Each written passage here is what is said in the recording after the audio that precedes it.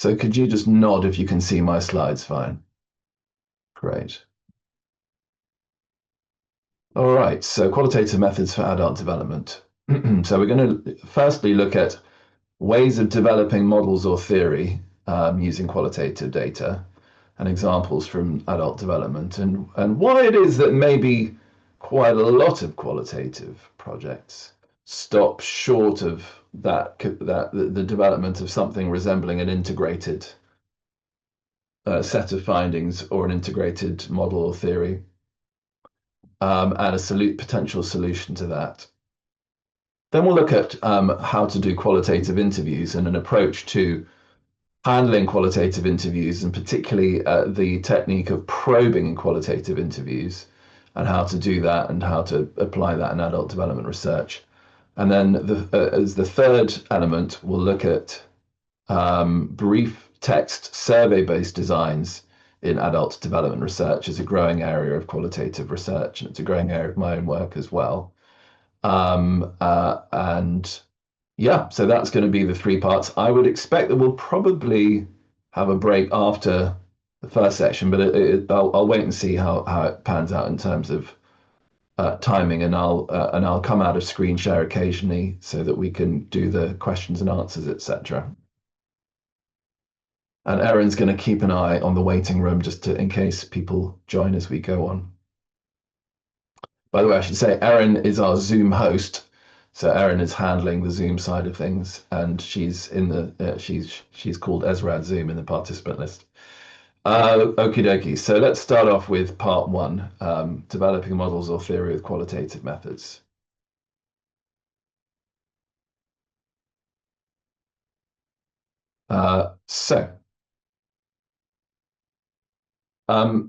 In qualitative research, when developing models or theories, or indeed testing them, and the phrase testing theories is it's not perfect when it comes to qualitative research, but certainly once you've developed a model or theory of a phenomenon or a set of related phenomena, you certainly can then continue to study them using qualitative methods. But it's not exactly testing hypotheses, it's more the continued development and checking of the theory that you've developed against new samples, against new methods, new forms of data collection, that kind of thing. But crucially, the question is really, what is this thing we're studying? Now, in a sort of dictionary definition sense, when you ask what is the thing, you're asking for a sort of concise definition, dictionary definition. But in science, when you ask what is this thing we're studying, you're asking for a scientific definition. And that amounts to essentially a model of the key elements of whatever it is you're looking at. So really, the idea of a model is very close to the idea of a definition. And we'll come back to that in a minute. I might say the distinction between a model and a theory is that a model is broadly descriptive, but a theory is more explanatory, or certainly kind of seeks some broader interpretation of the phenomenon. But again, that's a loose divide. But that's broadly how I'm going to be defining them today. So model is essentially a descriptive device, whereas a theory is more interpretive, explanatory.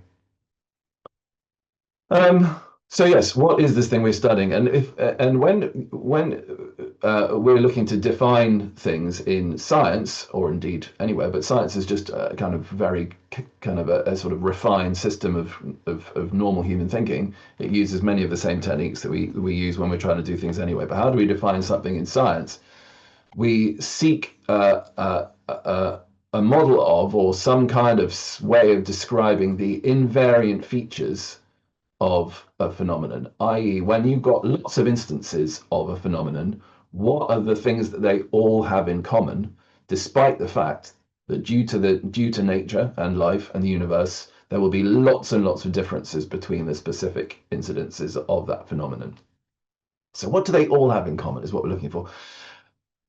Or perhaps what do most of them have in common, which works sometimes, but then you have to deal with the minority that don't fit with that, which is all very well. You might find types, for example. You might find types of the phenomenon, and you find a little taxonomy where you have this is type 1 and it looks like this, and this, so that also works as well.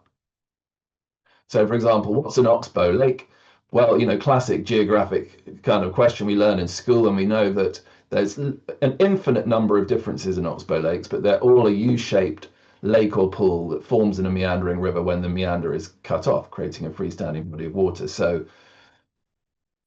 I'll just come back to why I'm just describing these physical examples in a minute. What's a mammal? Infinite variety, incredibly, thousands, maybe even millions of variants of what a mammal might be. But we all know that the common features are that it's warm-blooded, it has hair or fur, with some exceptions, and females secrete milk for the nourishment of the young. They all do that. Or what is bioluminescence? Again, so much variety, but it's the emission of light within living organisms as a result of enzymatic reactions with a specific enzyme. Um, and when we're defining things in psychology and adult development, we're broadly using the same trick of trying to look at lots of incidences of it and find the invariant features. Now, I contend to you that measurement is simply not helpful in this process, okay?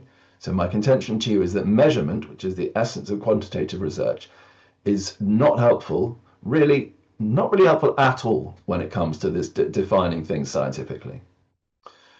What we need to define things scientifically is a way of looking at multiple instances of the thing and trying to look at the structures and processes within it and find what they all have in common, or what most of them have in common. And that's what I think qualitative research is particularly good at. Of course, this is an old idea with grounded theory, etc. But what I'm going to be talking through today is kind of examples of that in adult development, and a particular method that I've developed that I think really helps.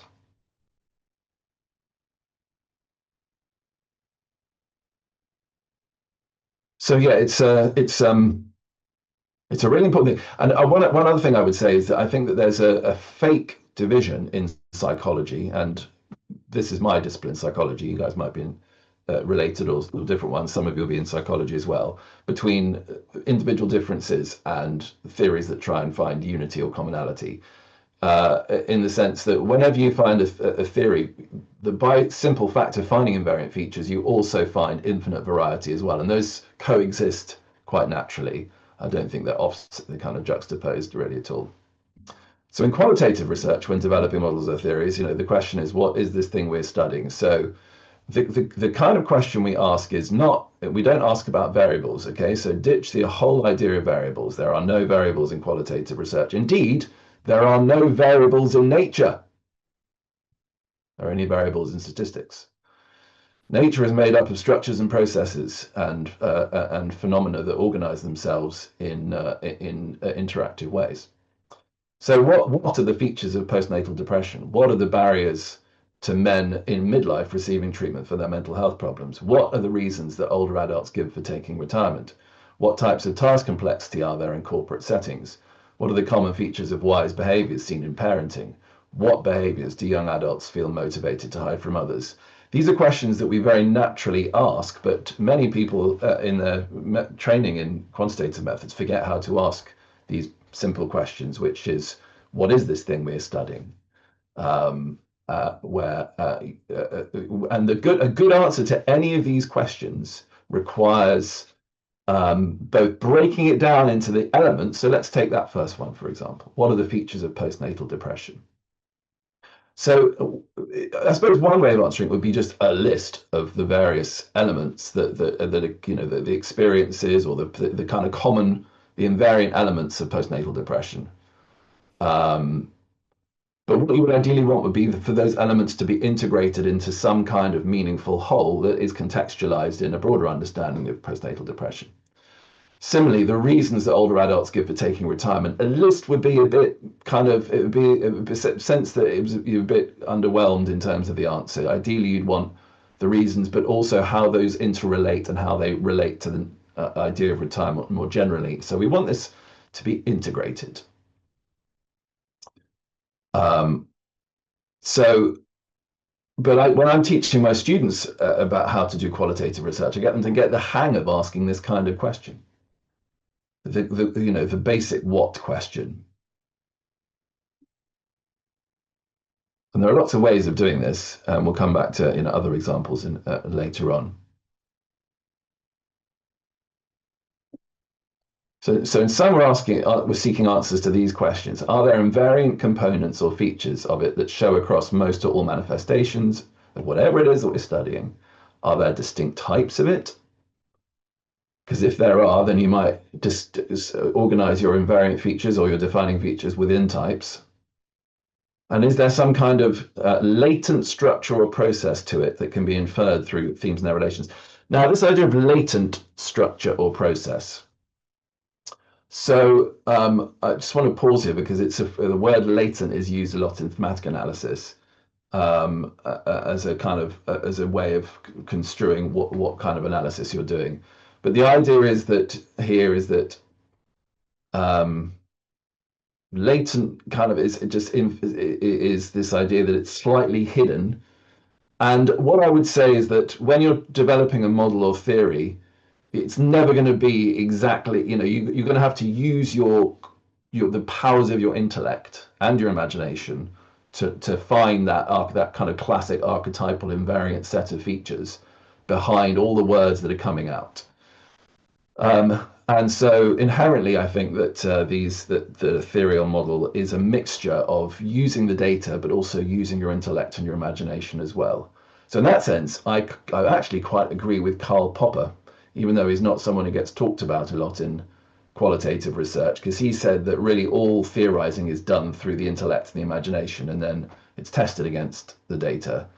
I would agree with him that I think a lot that is true, but I also think that developing theory in touch with your data collection is kind of having that sort of two-way traffic is really helpful.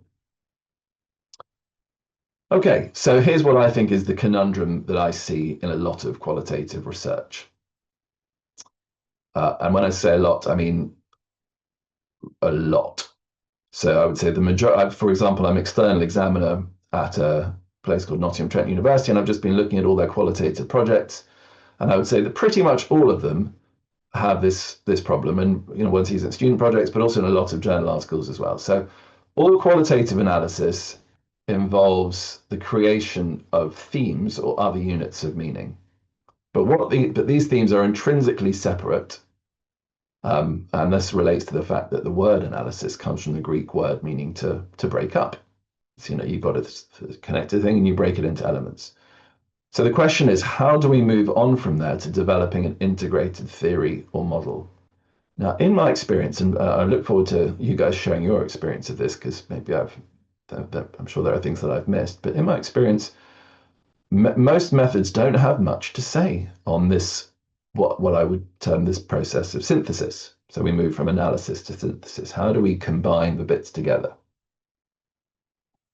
As I'll say, I'll show you this in a minute in relation to some adult development models that I've developed.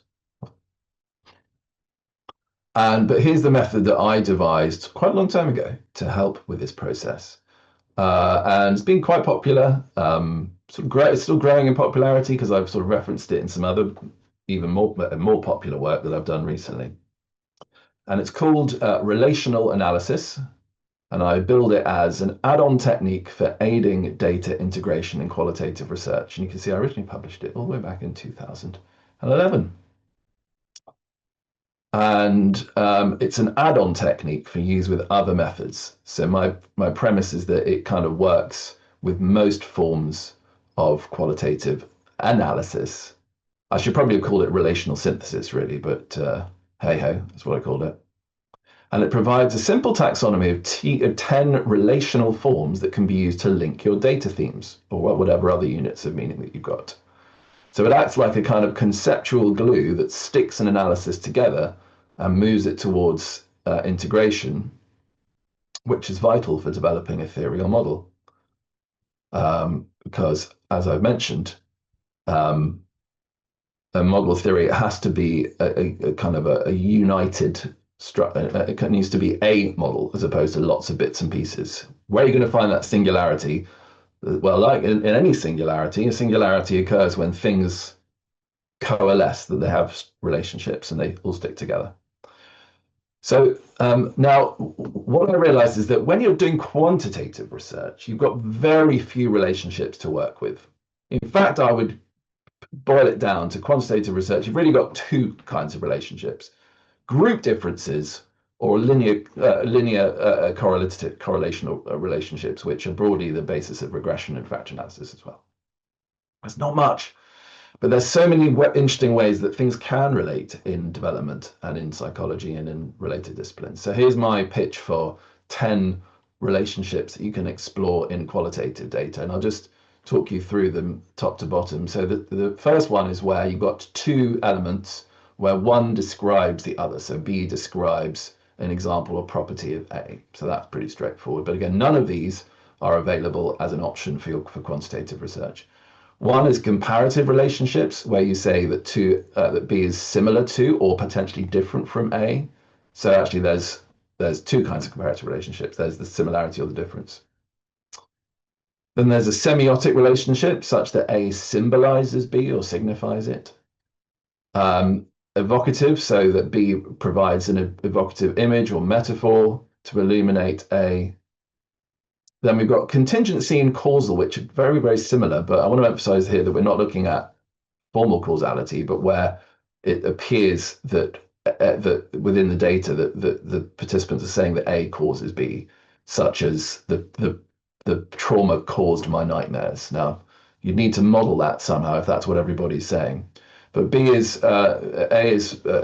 contingency is where A is a necessary condition for B, but doesn't necessarily cause it. Like signing a divorce papers is a necessary condition for getting divorced, but it's not the cause of divorce. Causal relationships are different. Then we've got two which are quite closely related. There's reciprocal relations where A and B influence each other in a reciprocal relationship. Again, quantitative research can't handle that. It's just as quantitative research struggles desperately with dialectical relationships, which is where two things are actually in opposition, but they can't exist without each other. They're in a kind of inseparable dance, but are opposed, like light and dark. Then you've got part-whole relationships, such as with a conceptual kind of part-whole. So A is conceptually subordinate to B, or B is conceptually subordinate to A. And then finally, contextual part-whole relationships, where A is a part of B and B is its broad context. So what I said when I devised this is that if you come out of your analysis with a set of themes, the very, very common to just report the themes, and that's there we go. We've just got a bunch of themes, and those are the themes. I've done it in some of my work, but if I'm not developing theories or models, and I'm just happy with a list. But this provides a kind of like a sort of map of relationships to explore between things. So I'm going to give you an example now, which I hope will help a little bit with explaining what I'm talking about. So this is a research study which I was doing with a student on the experience of women who initiate divorce in midlife. And it was actually an IPA analysis that led to these themes. Emotional turmoil, new life, mixed emotions, troubled relationships, reflection, confrontation, indecision, or reaching a limit, the crisis or catalyst in these women who initiated divorce in midlife. Now, I've seen it very common that the paper would just be written just like that. So these are the themes. But with relational analysis, we try and work out how they all fit together. Now, there's no correct answer to doing this, but there's definitely better or worse ways of doing it. It helps if we're doing this work in a team, so that you can have a sort of a dialogical process of comparison of each other's points of view. But this is what we did for this analysis, which I shall show you now. So what do I do next? Well, relational analysis to the rescue. So firstly, we spotted two dialectical relationships, one between confrontation and indecision. So this was where the women would describe not confronting the matter and being caught in indecision about it. And this was in a kind of in a dialectical relationship with this desire to an eventual confrontation. It was this kind of umming and ahhing versus facing up. And then there's another dialectical relationship between this emotional turmoil and these mixed, ambiguous relationships, emotions, where the one was presented as in a sort of, well, in a contrasting relationship, but we felt in a dialectical relationship too. And then we spotted this reciprocal relationship where the mixed emotions seem to be feeding into the indecision, and the indecision were feeding into the mixed emotion. So this sort of indecision being a more cognitive or volitional element, and the mixed emotions kind of feeding into that as well. And then we looked at the comparative difference relationship between people, as well, these women, as they were reflecting on what happened retrospectively, but also on planning for a new life. So one was past focused and one was more future focused. And then we put in more elements, including these part-whole relationships, where we saw a kind of phase structure to it, such that there's this sort of indecisive, troubled, mixed element or period or phase, which is followed by a confrontational, catalytic turmoil phase, and then the eventual element of the narrative, the interview narratives, which was about, this is where I am now, this is how I reflect on this, and this is how I'm creating a new life out of this very, very difficult time of these experiences of divorce and midlife. Now, of course, when you're presenting this kind of thing, you need to then write a clear results narrative which talks the reader through these relationships, these elements. But all I will say to you is, wherever you see box and arrow diagrams, always ask, what do these arrows mean? Because arrows can mean so many things, because there's so many different kinds of ways that themes, or indeed other units of meaning, can relate. So I feel like relational analysis at least gets things a bit more explicit. It gets it more integrated. So I'm going to show you, just before we have a little break for a chat, I'll show you some models that I've developed. I don't think any of these really qualify as theories, but hopefully, these will be useful for you. So this was one where we looked at well-being in retirement villages in the UK. So retirement village, I expect you have similar things in your own country, is a place where elderly adults will move to. It's a supported setting, but generally the elderly adults there are fairly well, but they might have some mobility issues, so it's not like a care home. Okay. It's like a supported housing environment. Now, what we did was we actually did a deductive process. We started off with Carol Riff's model of eudaimonic well-being. So we did not do a fully inductive analysis here. We started off with Carol Riff's eudaimonic theory, a theory of eudaimonic well-being. And you can see, I don't know if you're familiar with Riff's well-being model, but it's got 6 elements, which you can see around the blue circle: purpose in life, personal growth, autonomy, self-acceptance, environmental mastery, positive relations, and purpose in life. And what we found was, for every single one of these, we found that the retirement village was both enhancing it and undermining it. So a classic sort of dialectical juxtaposition. For every single one, the retirement village was promoting it, but also undermining it. So you can see here, short-term goals and activities providing a sense of personal growth, top right, but also the secluded nature of the environment, leading to a sense of no longer being needed or noticed by society and the younger generations, and this undermining a sense of personal growth.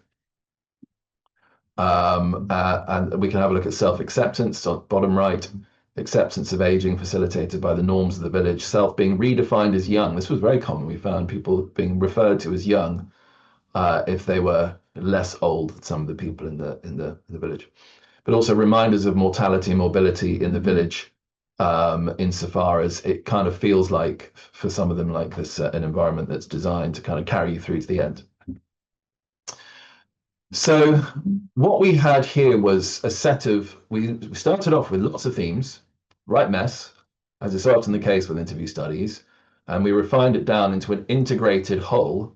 And it was particularly well received by Carol Riff, the founder of that well-being model, who really appreciated how we used the model and integrated the themes around it.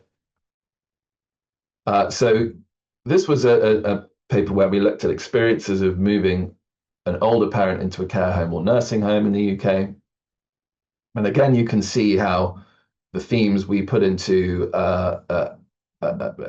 3 part whole elements, these sort of 3 parts to the themes, and relationships between them. So we have the decision process, reflecting, evaluation, and conflicting emotions.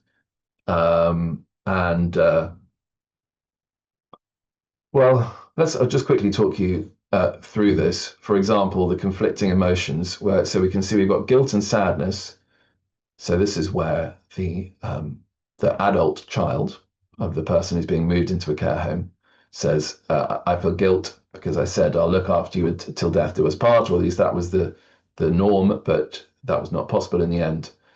And then a fear, none of us knew anything about it, this fear about what's going to happen next, very little knowledge about the whole process and experience, but also the relief and the release from worry. And that you can see the arrows there, although I haven't labeled them in this diagram with key relational forms, we talked about that in the narrative, exactly what these arrows mean. So you don't have to label your arrows, you can describe them in a results section. And the fact is that you can't have relief and release unless you have these negative emotions. So you can see that relationship there. And they have a sort of temporal relationship as well with moving from left to right in the diagram. So what we ended up was a suitable. I felt a suitably integrated set of findings and interesting relationships between the themes.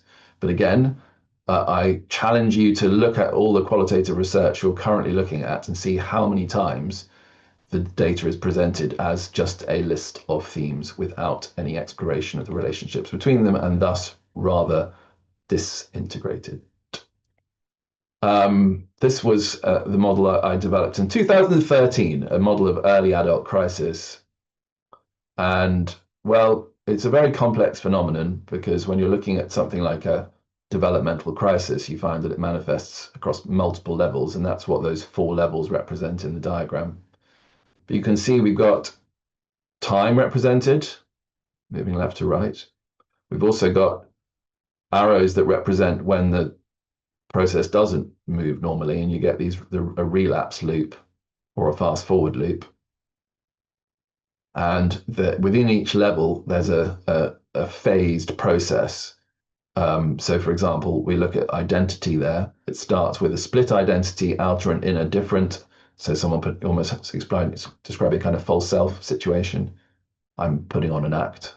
And then decoupling of outer self and roles and moving into a kind of identity vacuum or moratorium. And then who am I now? This sort of identity in question, very vulnerable.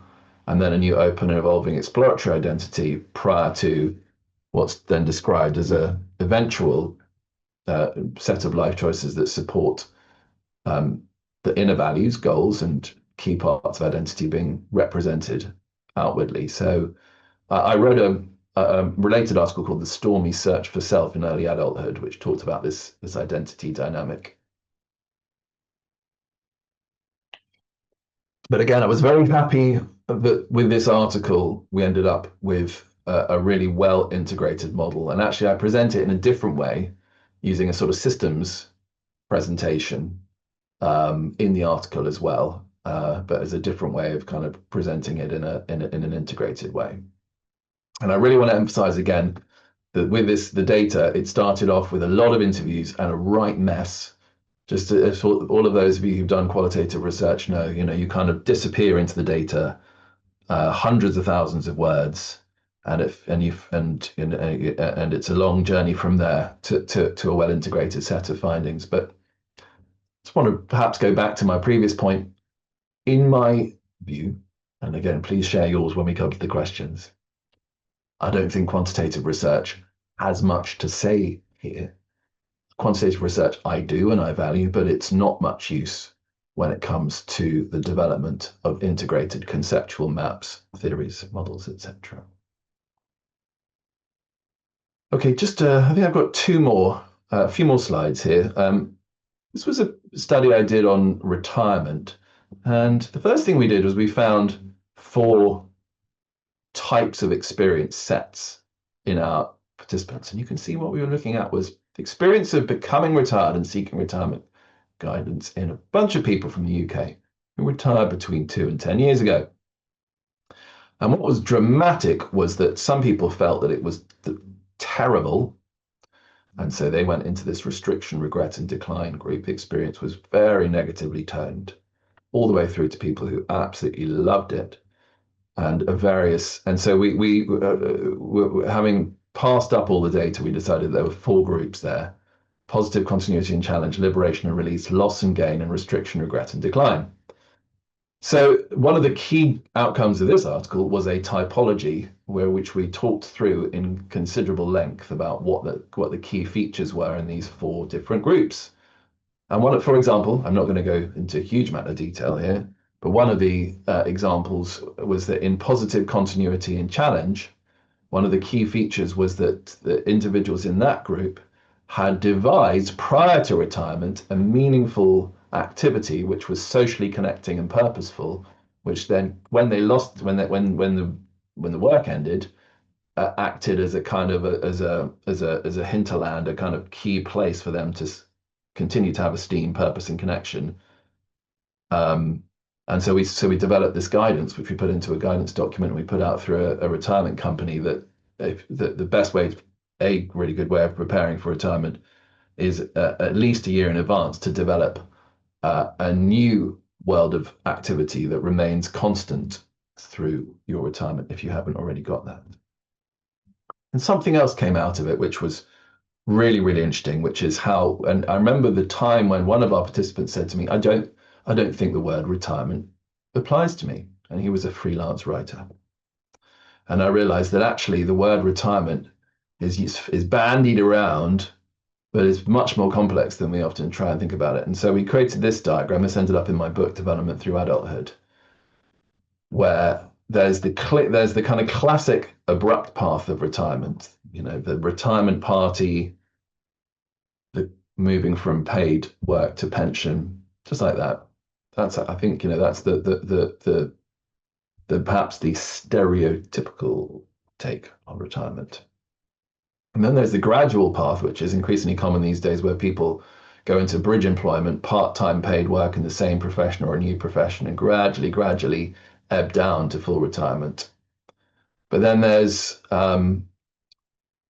the other two elements here, part-time paid work and freelance career, and the age-related reduced workload into what may or may not be, hence the dotted line, an eventual full retirement.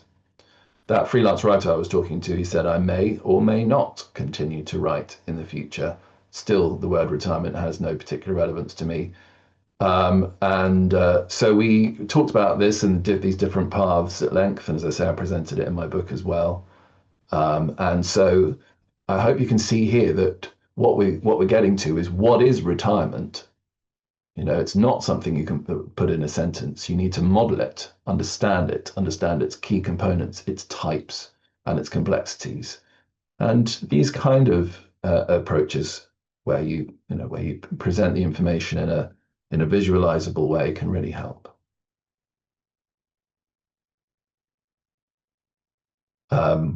Okay, so one more thing, I think now, just before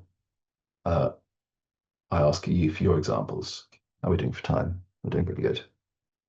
And that is about modeling complex change, potentially with longitudinal qualitative research. And this, again, is about the fact of what quantitative research can't do. So I'm going to actually ask you, this is a chance to unmute yourself. I'm going to ask you a question here. So here we have two examples of metamorphosis in the animal kingdom, which is highly complex, nonlinear change.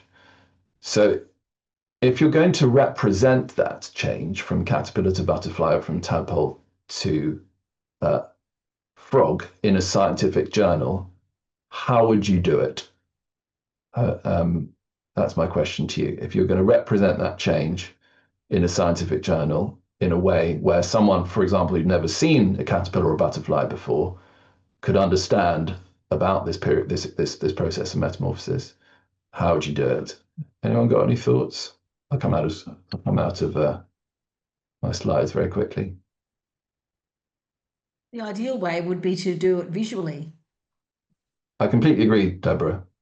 I think the visual format is the right format here. What I'm sure of is that a graph would not suffice. So yes, trying to turn it into variables and a graph-based presentation, I think, would be, and I've no doubt that there are some elements that one could convey, but one would not convey the metamorphic quality. You could perhaps show the relative size of the butterfly compared with the caterpillar, or difference in metabolic rates, but you wouldn't capture the complex change. Any other thoughts?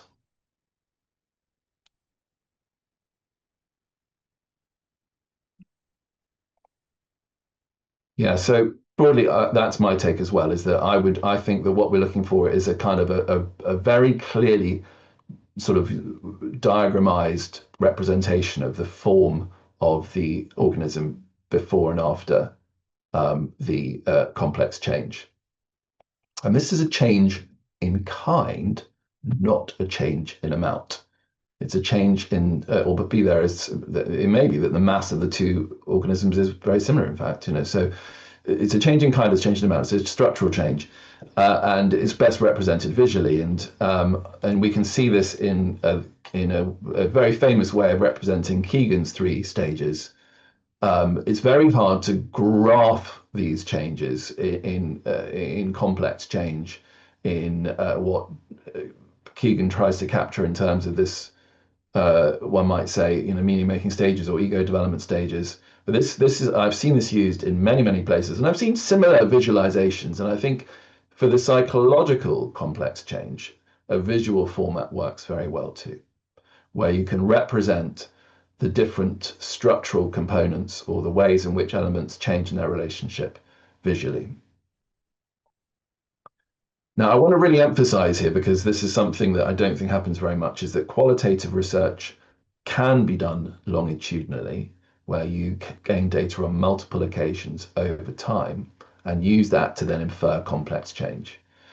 I've only done that really once, and it was in this case study where I gathered data over qualitative data multiple occasions over many years. This has been a very popular article. It's been cited many times, hundreds of times. But what I found was that as I interviewed this individual over the years, that I was evidencing not just a change in amount, but a change in kind, these sort of structural changes, which I tried to represent within the article. So again, I think the key thing here is that complex not changes in kind rather than changes in amount, structural changes, qualitative research, which ultimately seeks these visualizable, integrated forms of where we can try and understand process structure, etc., can be very useful indeed. And I mean, that's ultimately what Keegan did. I mean, he obviously developed structured forms of qualitative assessment, interview-based assessment. And yeah, I think it's going to remain a really important part of adult development. So just before we go on to part two, this is an open question to you. And feel free to, if you could just use your, hopefully, I'm not so familiar with Zoom, but I'm sure there's a way of putting a virtual hand up. Oh yes, in the React button, I think.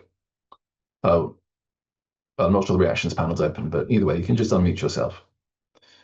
So my question to you is, how have you used qualitative methods in your adult development research?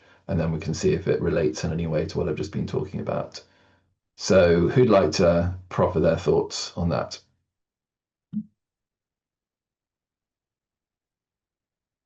Assuming that some of you have. Not so much a thought, but a question for you based on what you said. Do you think that means then that adult development assessments like the Growth Edge interview, and maybe to a lesser extent the sentence completion test, is it foolhardy to try to measure those qualitative state changes in structure of mind and state? Should we not even be trying to do it? So thank you for that. Thank you for that. Right. So my take is that when you're inferring a structural stage from qualitative data, and then assessing individuals to see if they sit within that stage or on the boundary of that stage, it's not measurement. It's a form of structured typological assessment. Is that what you say, Oliver, or is that what people, when you say, because I agree with you and I'd like you to repeat it so I can write it down. Sure. Well, I think it's just the most accurate way of representing it. So measurement is where you devise a scale, preferably an interval level scale, upon which you can then measure a defined variable. But what's happening, and the variable doesn't change across it's the same variable across all points on your measurement scale. So self-esteem, whether it's high or low, it's self-esteem, right? So for measurement to work, the variable has to remain constant. But for something like where you're assessing someone's stage complexity based on qualitative data, you're saying I can use this data to infer some kind of structural process within a typological range, and those may be arranged in a way where you feel that those are developmentally sequential. So I would describe that as a kind of structured assessment. So, but your point is that I'm very skeptical of the Washington census completion test, because I think there were an awful lot of assumptions that are hidden, and that, trying to make assumptions about someone's ego development off the basis of a very small amount of data that's very contextually sensitive. You can change how people respond to that instrument very easily. I'm quite skeptical about that. But I do think that working with qualitative data to try and make sense of things in a structural way is, which we see in Keegan and a whole suite of related approaches, is appropriate. Would I ask one more question? Sorry, Saba, just let me get one more thing. So based on what you've said, are you familiar, and what would you think of Lectica's assessment, which is written responses to a dilemma that then gets assessed and complexity level on that hierarchical complexity scale developed originally by Kurt Fisher, etc.? I'm going to defer to Theo on that, because she's obviously talking tomorrow. Are you able to attend Theo's keynote? Yes, I am. Yeah, she's I know her very well. I would consider her a mentor. Great. I think rather than try and give ultimately today I'm talking about qualitative research done in a one can certainly do it using. I'm really supportive of what I term a deductive approach to qualitative research. So when you're ordering the data by pre-existing structures and forms, that's great. You're building on other great work. So I'm all for that. But yeah, let's, as I say, I defer to Theo on that particular paradigm. So, and I look forward to our talk tomorrow. Saba? Thank you. Yeah, hi. So about your first question that you asked about how I have done the qualitative study in my PhD. So can I share the screen? Initially, I actually explored the phenomenon of successful aging in 3 generations, including grandparents, parents, and then grandchildren. Could you give Saba screen sharing rights, please, Aaron? Just make a co-host.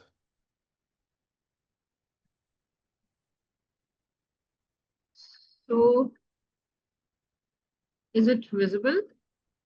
Not yet, not for me, no. Oh, there it is. Yes, I can see there. Okay.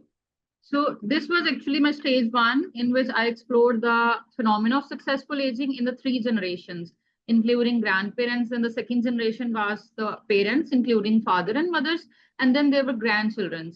So we were having 3 questions: that what do you mean by successful aging, and what are the factors that you need while aging successfully?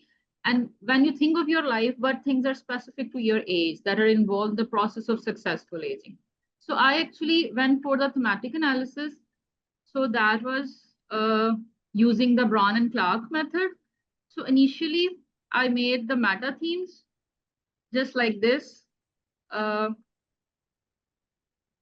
If you can see about the first generation, so there were the major themes, then there were the sub themes, and there were the subcategories. So this was all for the first generation, then this was the 2nd generation, and then it was about the 3rd generation. And after having these categories and subcategories, I went for this thematic, or you can say pictorial view, that there were some things that were common to each generation, and there were some things that were distinct for the different generations. So this was the way I have done my qualitative study. Well, thank you for sharing that. And the Venn diagram presentation I really like because it captures the comparative relationships between your three groups, the similarities and the differences. And yeah. So what I would point to about that is that I think that all qualitative researchers should think creatively about the best way of visualizing their findings, So because we can a go for the relational. visualizable, yeah, just to say, a visualizable set of findings where it's put in some sort of diagram gives it really gives the reader a huge amount that words can't. So yeah, thank you for that. But yeah, sorry, Saba, you were about to say? I was about asking that can we go for the relational analysis as well after this Venn diagram? Well, what you've done in the Venn diagram is you've explored and represented relationships between your themes. So you've done a kind of a relational analysis, but just using your own skills as an analyst. So what I would just say is you may find that if you internalize the 10 different kinds of relationships in relational analysis, that next time you encounter some data, you'll be looking for different relational forms, that it may give you sort of some extra options there. So I have one more question. So if we're going for this type of analysis, qualitative analysis, and we are focusing on the relational analysis, so while formulating the question, we have to keep this in mind that there is some theory behind this, or we can go just asking questions, and then after analysis, we can go for the relational analysis and finding relations among the themes. Sure. So yeah, relational analysis always comes sequentially after one has developed a set of themes. So the thematic analysis has proceeded to the point that you're happy with your thematic set, and then you're interested in exploring how they all interrelate. So relational analysis is like a bolt on at that stage. And so it doesn't, yeah, and it can be used with an approach where you're doing it purely inductively, where the themes that you're really aiming for everything to emerge out at the end of the analysis, as well as something which is more deductive and kind of and theory influenced from the start. But yeah, it's always that second phase where you basically, when you've got data, you've really got no choice. You have to break down first, and then you have to put it back together. Now, as I say, the key thing is to make sure that you try and unify your data. And I'm all for visualizations, partly because I think that it's very hard to represent unity in words, just as it's hard to represent caterpillar to butterfly in words. The visual format provides us with a certain quality there that's particularly useful. But yeah, and you've done that. Now, have you aimed to publish that yet? Yes, I have done this publication in the Canadian Excellent, Journal of Federal Development. So brilliant. I'm Well, hoping thank for the you. more qualitative. Thank you very much for that. Any other comments before we break? Mark. What I usually do within a organizational developmental and change process is I use the critical incident interview technique Yeah. to find out some dominant themes which I'm unclear at the moment. And then I use the structure laying method by Gröben and Hussey to visualize the actual knowledge network the people involved have concerning the topic at hand. And then I do after this clearing process, I do an intervention, and then I use the structure laying method a second time to visualize what has changed within the knowledge network. I can show an example of that if you wish. Yeah. So just quickly, was it structural layering? Oh, there you go. Structure laying method. Yeah. Thanks. Yeah, I've learned something here. I've not heard of this one before. This is from the subjective theories project. Has been a large project, a qualitative project in Germany by Gröben and Hussey. Cool. Do they have anything written in English about the structural laying method? Structure laying method. Not certain. I could look it up. That'd be great. Most of the literature is German, I think. Yeah, I mean, it certainly looks to me, although I don't obviously understand the themes in German, it looks to me like it's that there's a real parallel here in terms of developing something where there's a clearly related set of concepts that all sit together within an integrated scheme.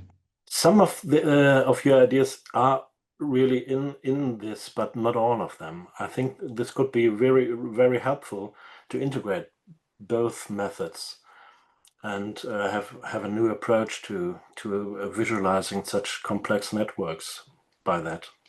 Well, thank you very much, Mark. Yeah, and if you can find anything in English, or if not, then I can just ping it through Google Translate and I'll see what I can make sense of. Thank you very much. Yeah, no problem. And Deborah, one more comment or question, and then we'll have a break. You're muted, Deborah, currently. We get a copy of your slides. Just Absolutely. A quick question yeah. on that. Great.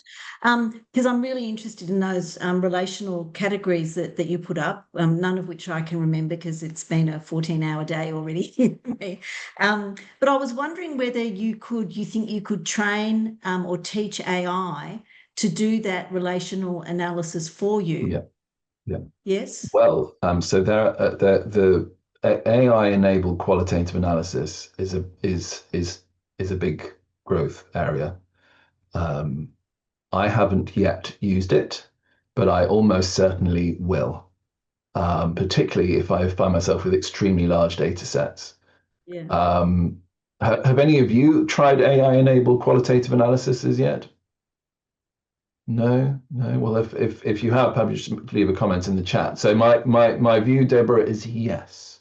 I believe that an AI model could be trained to explore relationships between themes using that broad set of relational concepts, which I should put on the screen again, just as a reminder.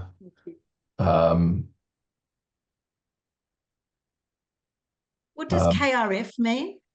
Key relational form. Key relational form. Thank you. Yeah, to be honest, I don't know why I put the K on.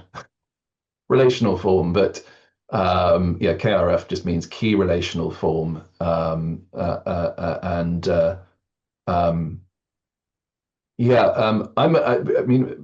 dialectical thinking is quite a big thing in ESRAD. Obviously, we've had a book that's come out on dialectical thinking, edited by Nick Shannon, our treasurer.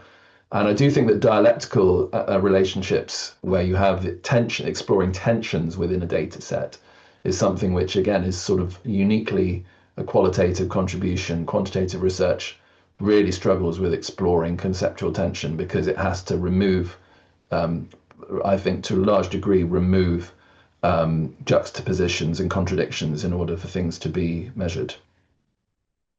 So, so there, right. Well, we're going to have a break now. It's 10 by my time in the UK. It's 10:27. Wherever you are, it's 27. So we're going to reconvene in 13 minutes. Okay, so when it's for me 10:40 and for you something 40, and then we will do the final two parts, which is interviewing skills and then a little look at brief text projects. So I'll see you at 10:40. Okay.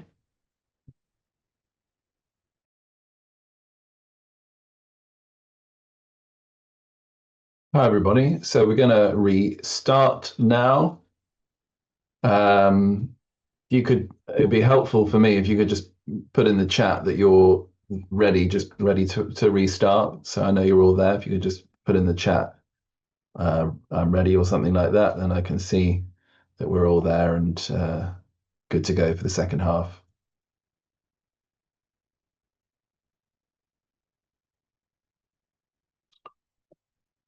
Super. All right. Thanks, everybody. So we're going to be doing two very different topics now. And the first of these is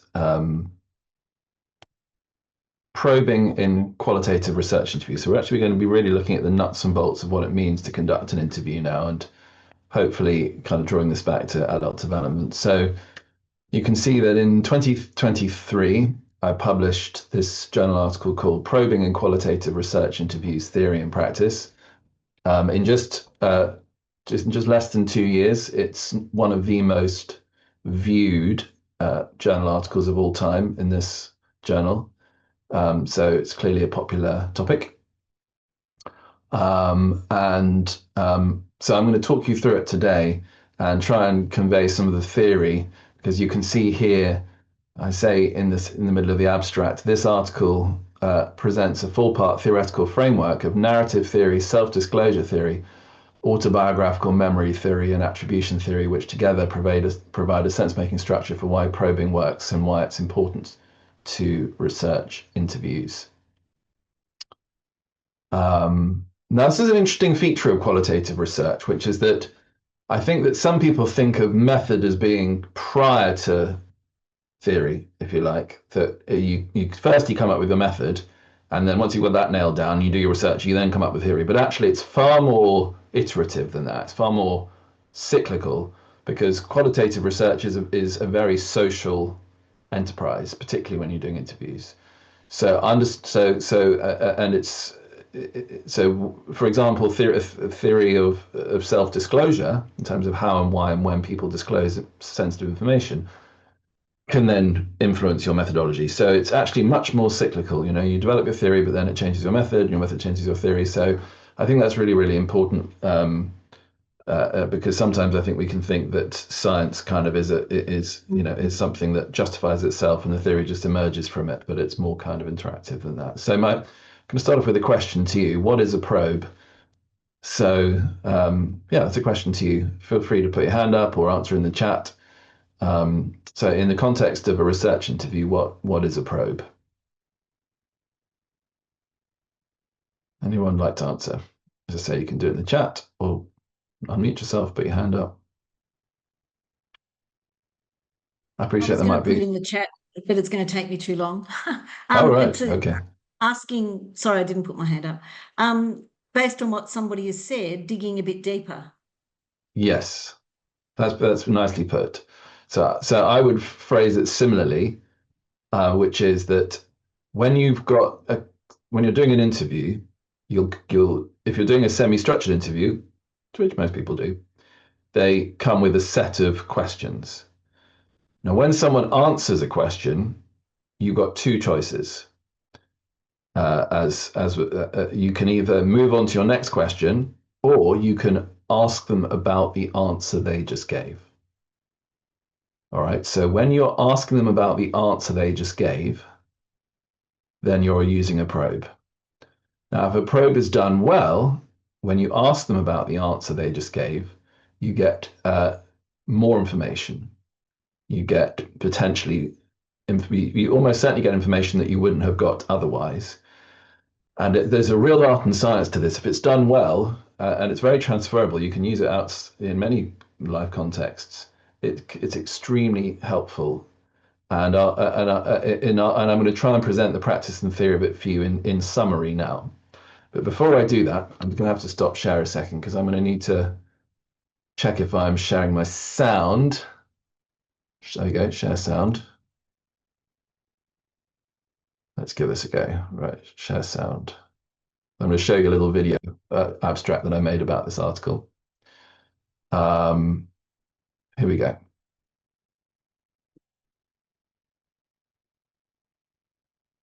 Doing qualitative research with interviews in the social sciences is like assembling a complex puzzle, where each piece is crucial to see the overall picture. The key to finding all the pieces of the puzzle is asking the right questions. But some pieces are more challenging to find. So how do interviewers locate the hidden pieces? The key is in effective use of probing. Probing draws out in-depth answers from participants by asking them to expand on a previous answer in different ways. However, there hasn't been much guidance on how to effectively phrase and use probes, until now. A recent article by Dr. Oliver Robinson presents a 4-part theoretical framework and practical approach for effective probing in research interviews, based on narrative theory, memory theory, self-disclosure theory, and attribution theory. There are 4 types of probes which can unlock detailed information from participants. Descriptive probes create a more colorful and complete picture by eliciting more information about events, people, thoughts, and feelings. Ideographic probes sharpen the picture by focusing on specific memories and examples to extract vivid details rather than generic memories. Clarifying probes help reveal hidden parts and meanings of the picture. They also unpack sensitive or concealed information. And finally, explanatory probes, which connect the final puzzle pieces together by probing for personal explanations of events or feelings to complete the picture. This is the DICE approach to probing, empowering qualitative researchers to use probes effectively and ethically within interviews to elicit detailed answers from participants and hence to uncover the whole picture.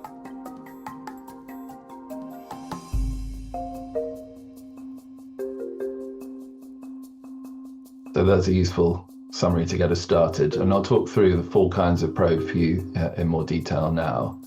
And then we'll have a look at how this could apply to an adult development interview or an interview about some kind of life event in adulthood. So yeah, as was described in the video summary, so we start off with descriptive probes. This is where we request more information. So for example, if somebody gives an answer, you could ask about an inner descriptive phenomenon or an outer descriptive phenomenon. And this relates to Jerome Bruner's theory of the dual landscape of narrative, that a narrative will have an inner and an outer element. As you can probably imagine, people are generally more spontaneously tend to give the outer descriptive information than the inner descriptive information about something that's happened in their life or a recent experience or a life event. So when you inner descriptive probes ask for what was going on psychologically at the time, such as what were you feeling, what were you thinking, what were you aiming at the time, what were you hoping for, what were your fears, it's still broadly descriptive. You're not asking for interpretation. You're just simply asking for more information about what they remember. So this is very much, about how to best utilize memories. Outer descriptive is more such as who was there, what was going on, where was it, or what else was going on in your life at the time, which is again descriptive, but it spins out to the context of what was going on. So for good descriptive probing, it's about using the inner and the outer descriptive probes and trying to flesh out the dual landscape of memory and narrative.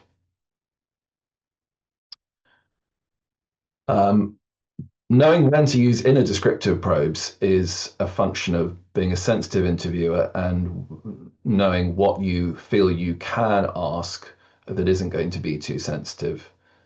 Some topics can be very sensitive to the point of being potentially damaging someone's reputation if information was found out.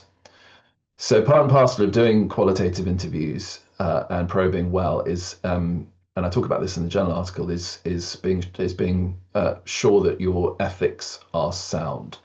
In other words, you have to because the information that's presented, the only way that the person sat in front of you can be sure that what they're saying will be kept confidential and anonymous is through trust, because in principle the information could be shared in ways that could damage them. So you have to set what's called a privacy boundary, where you make it very clear who will know that they've said this and who will not, and what measures will be gone to ensure that the privacy boundary is maintained and the confidentiality and anonymity of the person is maintained. Now, if you do that well, it can be quite extreme. I've had people telling me in research interviews they're saying things, and then they've said to me, "That's something I've never told anyone." So it actually provides an opportunity for a kind of cathartic offloading, which is quite something when it's done well. The descriptive probes, there's really no end to how much descriptive information you can get, but often you won't get it unless you probe.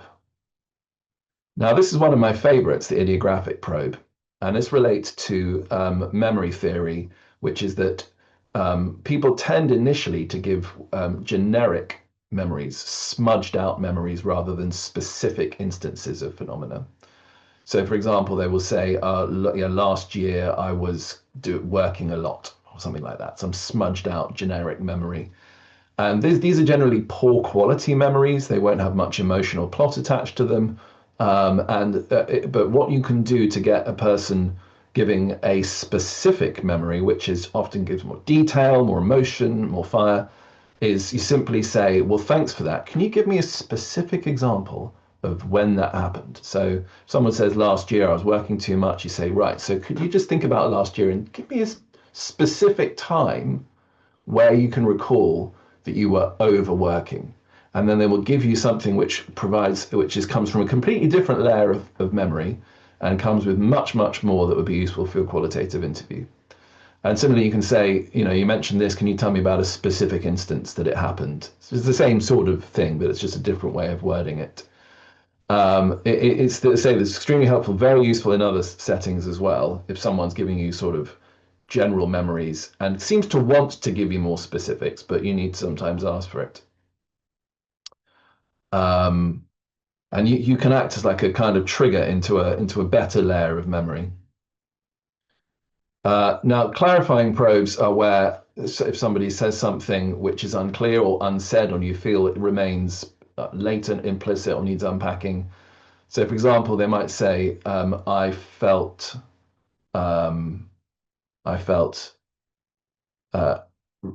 really damaged. I felt really damaged by the divorce. Let's say someone was, we were talking about a divorce example earlier on. So let's say the example is someone who got divorced. They said, I felt really damaged. So you could say, well, thanks for telling me that. Could you tell me a little bit more about what you mean by damaged? Can you clarify that?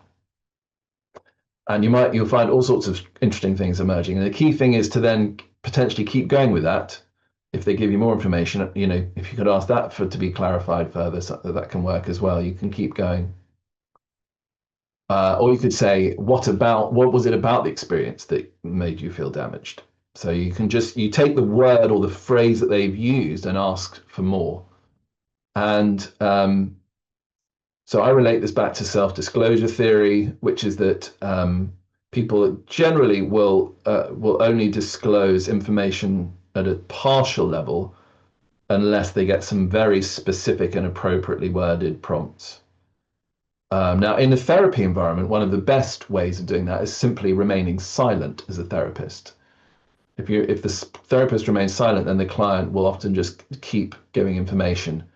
In the context of a qualitative research interview, that's a lot harder to leverage given the time, etc. But these kind of clarifying probes can work very well to get that extra layer of disclosure.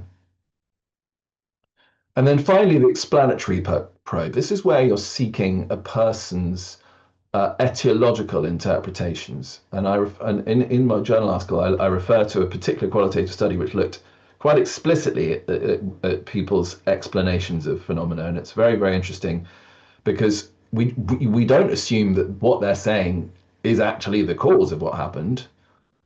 Maybe it is, maybe it isn't, but whenever you find a developmental phenomenon, you usually have lots of potential causes. But it's more about understanding what's going on in their mind etiologically in an explanatory mind. Why do you think it happened? What, in your opinion, was the main cause of that? What were the reasons for that event turning out the way it did? And sometimes they'll give you a distal cause, like you'll say, why do you think the divorce happened? And they might refer back to something that happened when they were a child. But that's fine. That's exactly what we're looking for, these kind of links and relationships and interesting networks of understanding in their mind. These are the hardest questions to answer because they require the most hermeneutic work on the part of the participant. So I would suggest keeping them for later in an interview.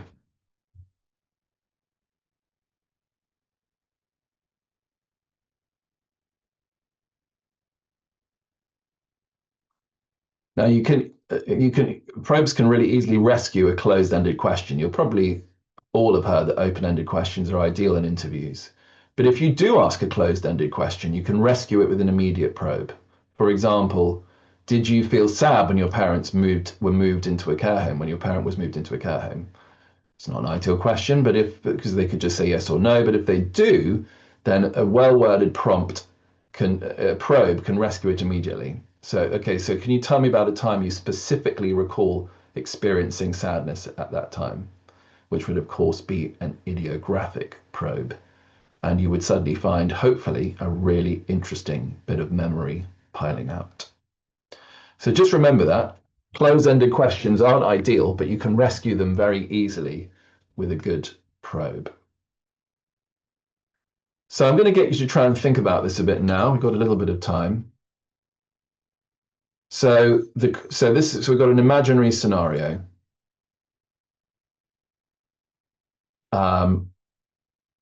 Where we were asking the following question in an interview. So what emotions do you recall experiencing when you started your first full-time job after finishing education? All right. So that's the question that's been asked of someone in an interview. Now, in the next 5 minutes, I'm going to get you to think of what someone might answer that, and then what probe you would then ask to follow up on their answer. And you could think up a few answers and a few probes. And when you come up with your probes, try and please label them as to whether they are descriptive, idiographic, clarifying, or explanatory. So that's the DICE acronym: descriptive, idiographic, clarifying, or explanatory. And then we'll see if you guys come up with some pertinent examples to show that that all makes sense. So it's 10:58 now, so I'll give you like 4 or 5 minutes, and then we'll have a chat about your thoughts on that shortly. So I'll stay in screen so you can see the question, and I'll just mute myself for a little bit, and then we'll pick up again in a few minutes. So your task is to think of an imaginary answer and then follow up with a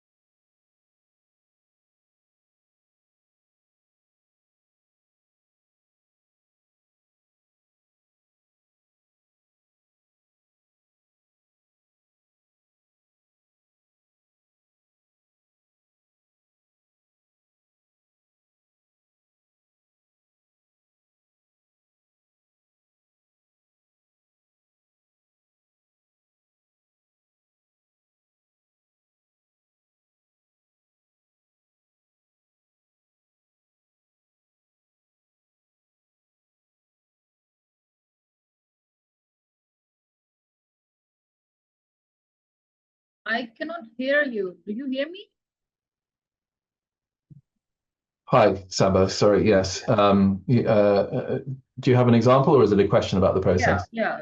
The answer of your question, let's say, if I think about my first job or my first emotion that I experienced, it was confusion, right? Right.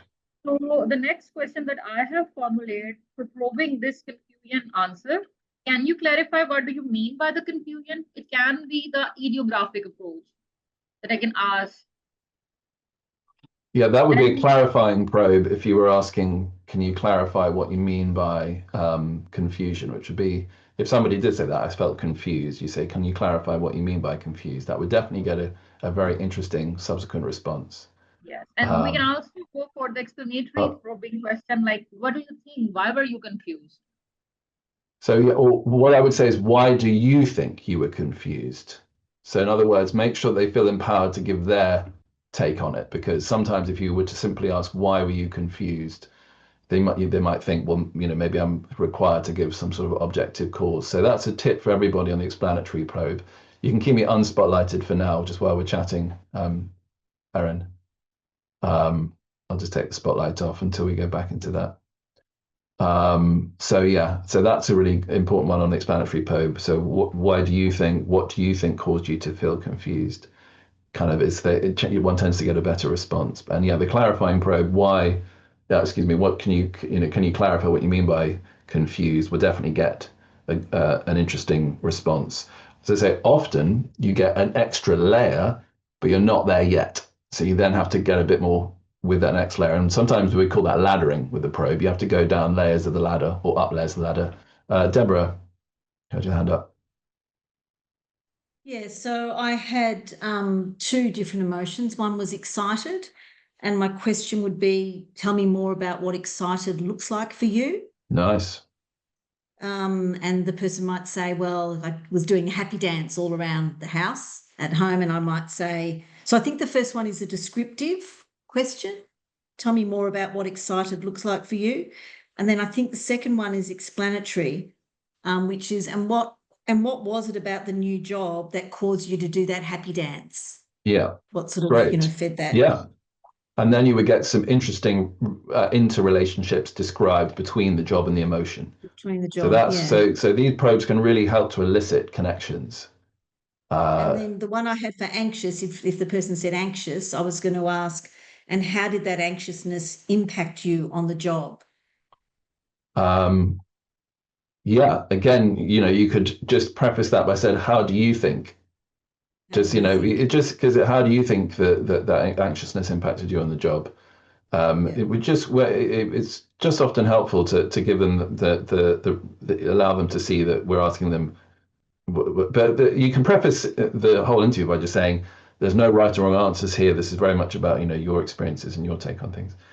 But yeah, no, I think that all sounds good. That's exactly it. And thanks for the example with the explanatory probe, because that does show how you got the work and the emotions, and with the right probe, you can start exploring perceived connections there, which could be really helpful for modeling it, making sense of this. It's a very, very important transition in the human lifespan, and not one that's much known about the education to work transition. One of the reasons it's so profound is that you tend to see change across residential, relational, occupational, and identity levels all simultaneously up in the air and being messed around. Um, any other examples that could be shared with us?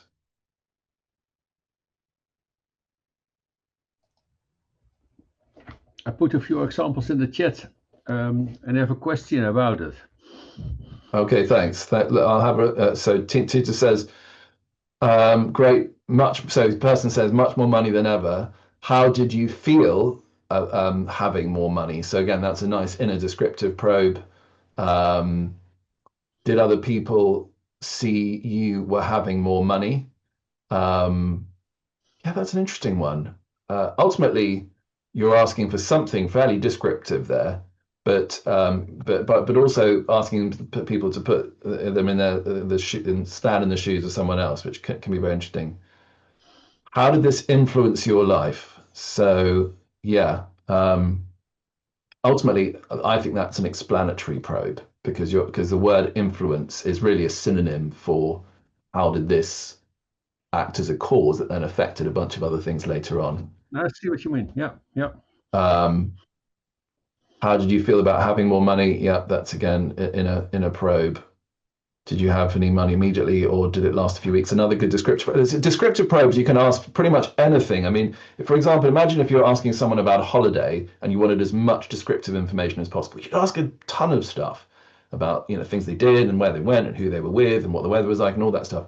So really, your descriptive information can be as rich as you want it to be. Thank you, Titus. Any other examples?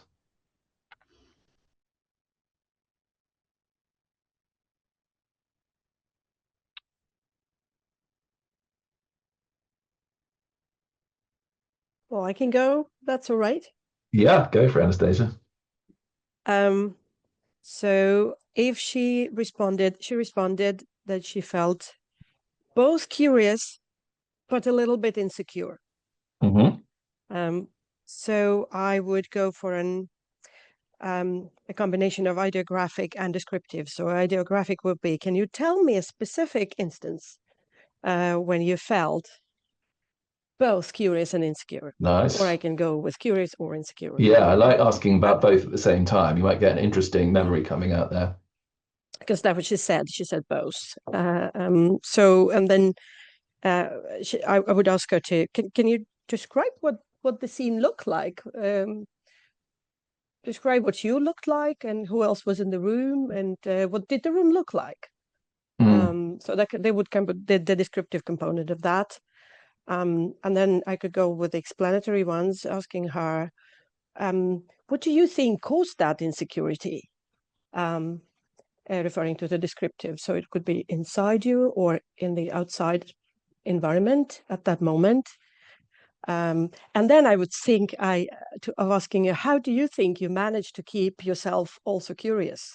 Or how did it happen that it also was curious, both insecure and curious? That's kind of to draw her attention to that. It's actually could be even quite paradoxical usually. Yeah, well, it's certainly or. it's quite a challenging probe. It's in that sort of interpretive explanatory space. So yeah, thank you for that. And so I like the idea of finding something they've said which feels a little bit paradoxical and then asking for more, some specific instances there. Paradox often hides very interesting information and ideas. Just changing the subject slightly, one thing that can be very helpful is prior to an interview, if you're going to be talking with someone about a particular part of their life, is asking them to prime their memories in advance. So so you can say, for example, this is not probing, this is about preparing for the interview, so that's why I had to change the topic. You can say, so tomorrow we're going to be speaking, and we're going to be chatting through the interview about when you transition from university to work. Please do what you can in the meantime to try and prime memories from that time. You could have a look at photos, anything else that was available from that time to try and jog memories, and just have a think about the sequence of events and any emotions that you felt at the time. And that can be enormously helpful, because what happens is that all these memories that are sort of held in God knows where in long-term memory start bubbling up to the surface, and they're much more available when the interview happens. Now, this is not done very much, but again, we have to remember that we're working with the fallible phenomenon that is memory in most interviews. Unless, of course, you're doing interviews which are really just about assessing reasoning and judgment, and then it's much less about memory, but still probing can be extremely helpful to elicit the kind of thinking that you're seeking. Brill. Well, Okay, this I is think super helpful. Can I just ask, how important do you think it is as a researcher, to know, to be able to, as you're asking the question, categorize it into either descriptive or evaluative or? Sure, thank you for that. So I see that the DICE framework as a useful kind of heuristic to help guide very quick decision making in a real-time interview. Some probes won't necessarily sit perfectly in one of those categories, but in my experience as a researcher and with people who've used it, they say it does help to make quick decisions to find the right probe at the right time. Now, of course, some probes, even examples we've shown here, cross-cut them. But still, it's like it's a bit like a Venn diagram. They do overlap. So I see it, as a kind of as a helpful guide to the extreme challenges. I think it is an extreme challenge of doing a qualitative interview, because you have to have your attention and your cognition in multiple places at once. You have to be listening to what they're going to say, thinking about what you're going to say next, making sure that time doesn't run out, thinking about what to do if they digress onto a random topic. It's certainly a skill that can be developed over decades. Whereas, of course, giving out a questionnaire is not like that. It's so interviewing is something that really comes with time and skill.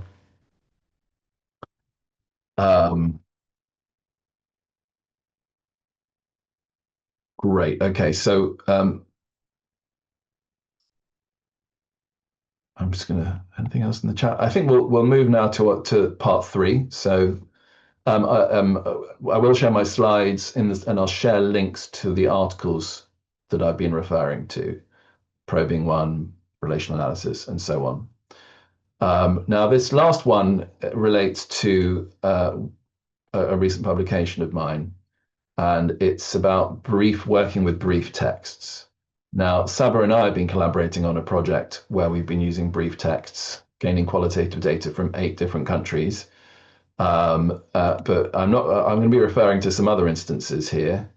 And this is working with brief text designs for investigating adult development phenomena. So a growth area in qualitative research is doing studies done with brief text written in online surveys. Now, this runs somewhat counter to the traditional view of qualitative research as based on in-depth data, because this is it's brief data you're getting from each participant.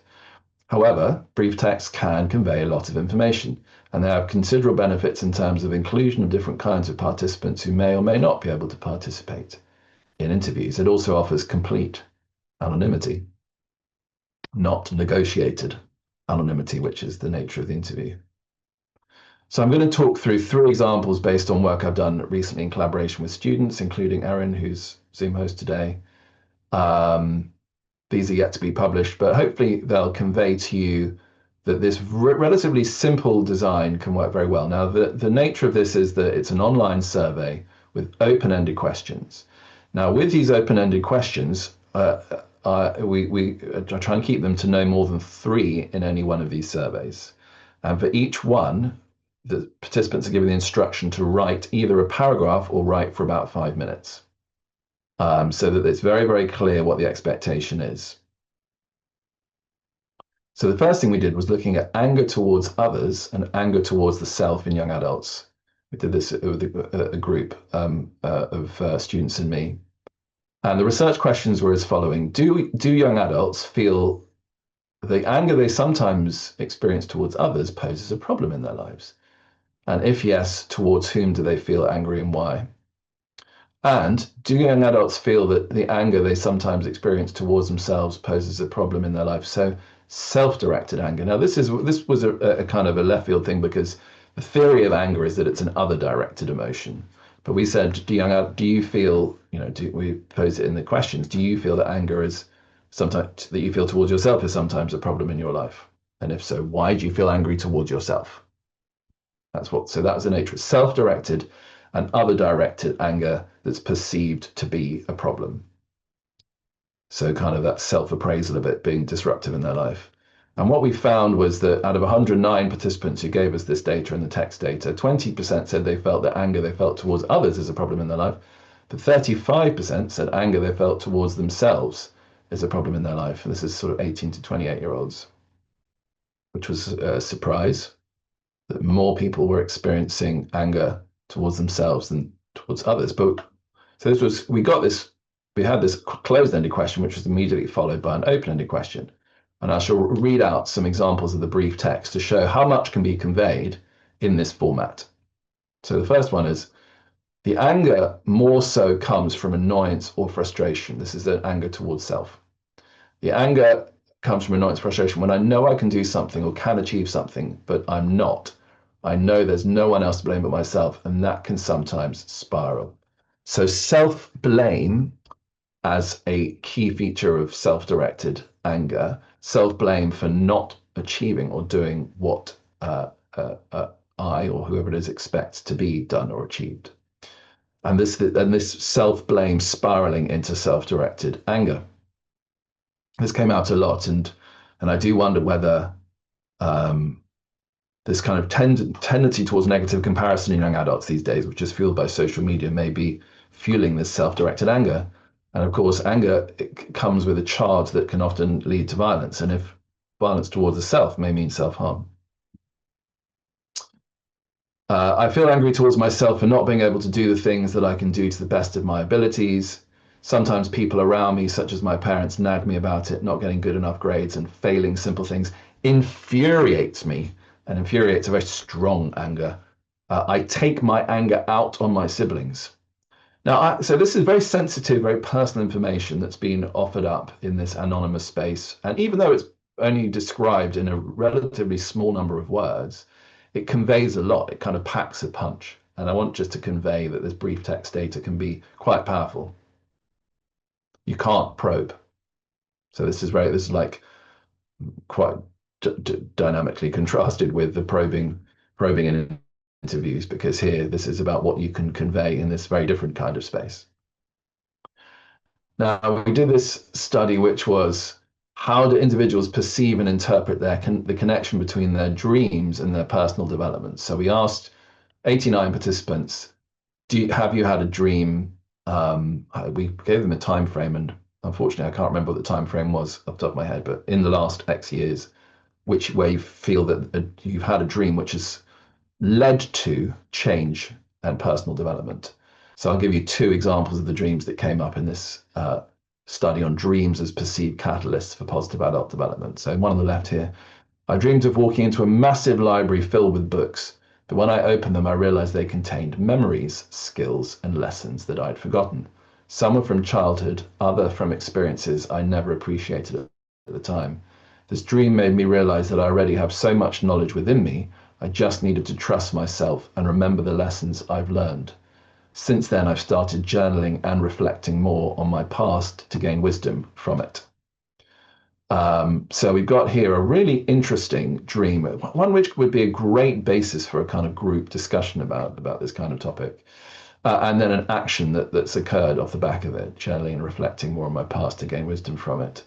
And then these are young adults again, I should say. I've had dreams where my parents fully accepted me for who I am. In those dreams, they were supportive and loving, and it gave me a sense of peace that I hadn't had before. Those moments, even though they were just dreams, inspired me to embrace myself more openly in real life. And again, so much that you could unpack in this very short text about the dream acting as almost compensation, as Jung would say, a compensatory device for lacking acceptance from parents. And in the dream, the parents do accept, and then this leads to self-acceptance, or at least that's how it's perceived by the person. Now, again, this is experiential data. It doesn't prove that these connections manifested for real, but it speaks to a very important connection between these states of consciousness, dream states of consciousness, and development. And one more, which is the one that I've been doing with Erin, we looked at self-concealment towards parents in young adults. So our research questions were as follows. What proportion of emerging adults report concealing information or behaviors from their parents? What experiences do emerging adults in the UK have that they conceal from their parents? And what are the motivations that that emerging adults report for concealing thoughts, feelings, and behavior from their parents? So in essence, there's lots of quantitative research on self-concealment that it just measures how much people conceal. There's a questionnaire, but what again, the what word, what things do people conceal, and what are their motivations for doing it? In other words, what do they think the reasons are, the causes are? So 145 participants, 76% reported that they engaged in self-concealment from their parents, things that they were actively concealing from their parents. And I'll give you a few examples here. My mum seems to think I'm something she can talk to her friends and other members of the family about, such as how much I earn, where my mental health is currently at, who I'm seeing, all of which is private to me, and I've expressed that, but it gets ignored and discussed anyway. I no longer tell her now because I don't want the whole street and family to know. and I don't want it telling me what I should do about it. So again, I expect you're reading that just thinking you can unpack so much there. And unfortunately, you can't unpack with probing in this kind of design, but you do get information that speaks to a lot of the themes that were coming out in that thing. And then one more. I have concealed lots of late night activities from both of my parents, including heavy drinking, drugs, one-night stands, and traveling around the UK to attend illegal raves. So there's lots of concealment there from parents. Now, what we would like to find out more, and what I would like to find out more, is the extent to which this happens in different countries, to come up with a sort of integrated model of why and what people self-conceal from their parents, because I do believe that that renegotiating the relationship between young adults and parents is a vital between young adults and their parents is a vital developmental task. Switching from parent-child to adult takes a long time. It's very difficult, and self-concealment may be adaptive, but it might be disruptive in trying to have a functional relationship with parents at that age. Now, when a couple of years back, again, I decided that a method was needed to analyze this kind of punchy, brief text data. So I developed the structured tabular approach to thematic analysis, which I call STTA, Structured Tabular Thematic Analysis. And it was published in the APA Journal Qualitative Psychology in 2021, so 4 years actually now. And it's been used now in about 200 different studies across the social sciences, so it's quite popular. And I feel like it's just getting up ahead of steam. In fact, I just had someone from Emory University in America contact me about it, saying, so I'm meeting with them next week, and someone from Yale expressed some interest. So it feels like it's kind of becoming more popular, and it's basically designed specifically to handle text of about a paragraph or less, which the traditional forms of thematic analysis they're much more designed for these big, long interview texts. This is much more structured because you can be more structured when you've just got a little bit of data per person from a much bigger sample. And I've also just published a practical guide to it. And when I say just published, that really is just published. And I put it on ResearchGate. See if I can show you here. It's called Practical Guide to Conducting Structured Tabular Thematic Analysis. That I literally put up there just in April of this year. In the knowledge that the journal article it provides a guide to conducting it, but that people were asking for something a bit more concise to do it. Now, again, I'll give you the link to that, but you can Google that. You just Google a practical guide to structured tabular thematic analysis, and you'll find that on ResearchGate. So as you can tell, I've been kind of finding where there's a niche and a need in qualitative methods and writing something. And fortunately for me, some of them have caught. My most popular one ever, I haven't talked about today, which is the sampling approach.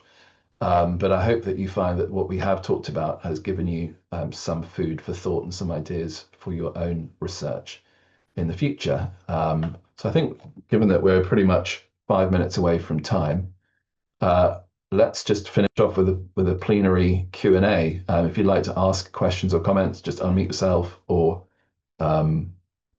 put something in the chat or put your hand up.